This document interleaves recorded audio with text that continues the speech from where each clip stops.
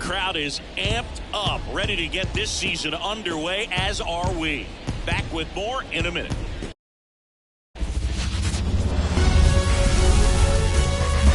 And welcome in, everybody. Glad you're with us. Opening day baseball on the show. It's the Cleveland Guardians going up against the Oakland Athletics.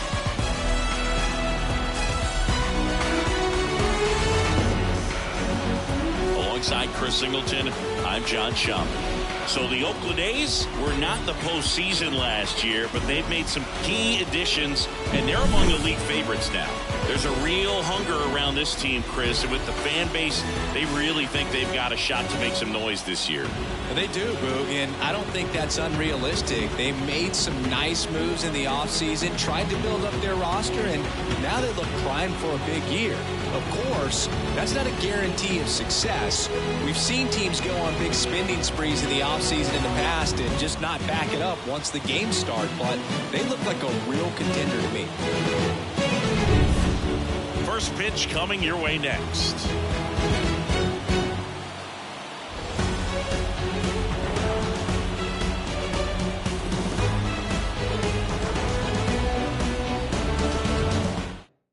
All right, ready to get underway. So in now for Cleveland, Stephen Kwan.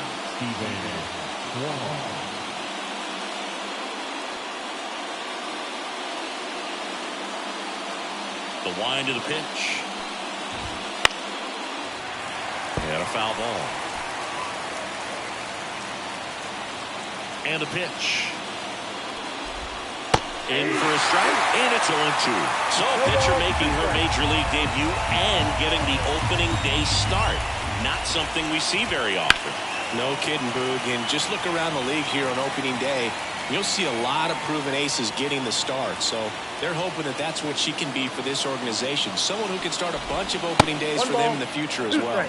Inside, almost got him. He's a bad ball hitter, so even if you get him to chase pitches outside the zone, he still might beat you. Not an easy out by any means.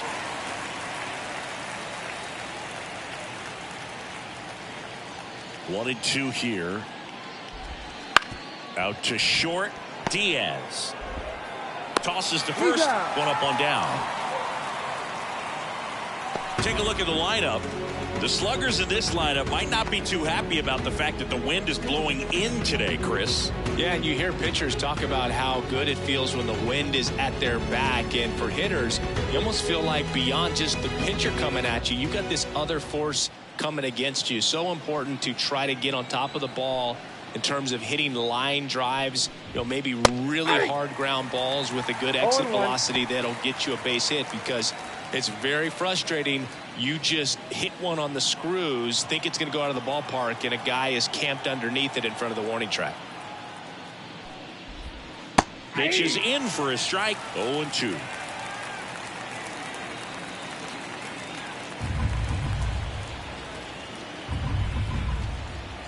One down, base is empty. And he hits a ground ball right side, and that chance handled. Tosses to first. Quick start here this evening. 2 out, top of the first. 2 outs, base is empty.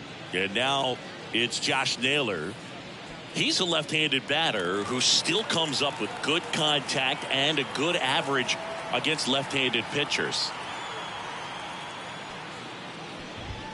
Right through there for a strike. All right, so you hit lefty. What makes it so hard to face a left-handed pitcher? Left-handers, they just seem to have different arm angles. So to keep that front shoulder in there and really discipline yourself can be tough sometimes. But the guys that do it well, man, I tip my cap to them every day. A lot of hitters tell themselves, line drive over the infielder's head. That's what I'm trying to do. Just keep that approach simple. And right there, it was perfectly executed. On time with everything, and pulled it into the gap nicely. And first offering is fouled off. That one missed. 2 gone, but the go-ahead run is at first here on opening day.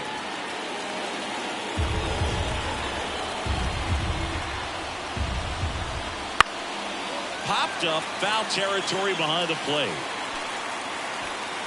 Ramos makes the grab, and that'll end the inning. So no runs here on a base hit, no errors, and 1 left. And the A's will get their first opportunity in a scoreless ball game.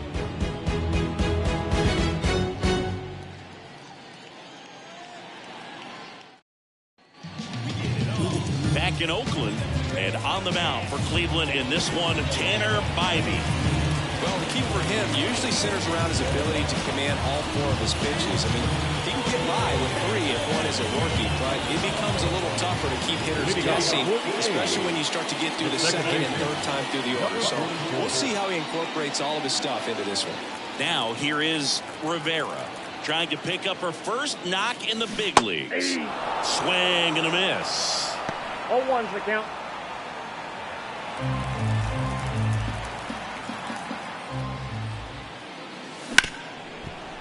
Can't glove it cleanly. Safe at first, no play.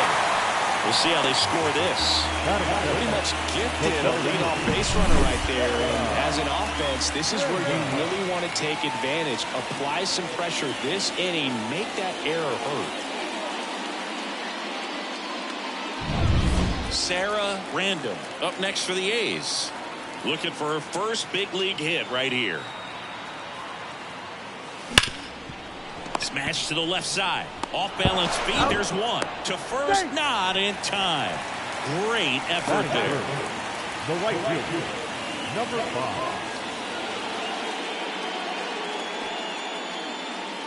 5. And now the right fielder. And what a two-way player. Not just offensively, but as good a defensive outfielder as there is in the game.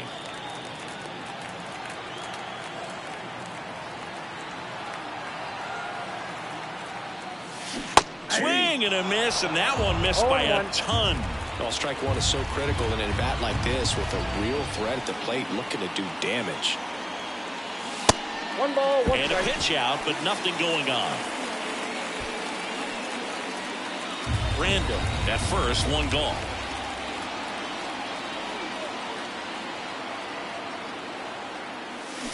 Way out front for strike 2.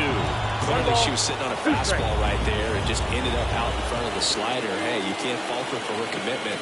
Now she's just going to have to battle with 2 strikes. Hacks and misses. It's a strikeout. So it gets talked about a lot, but a good high fastball in a 2-strike situation, it's just become such a problem for hitters in more recent years. But with all of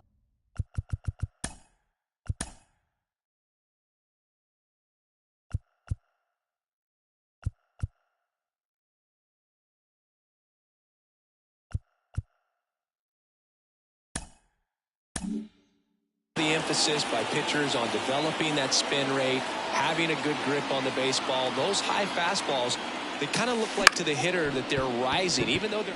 He dives, but he can't make the catch. He decides to eat it, and the defense comes away with nothing. Now it's the power speed combo. Jody Diaz. She's turned into one of the best shortstops in the game. Fought off foul.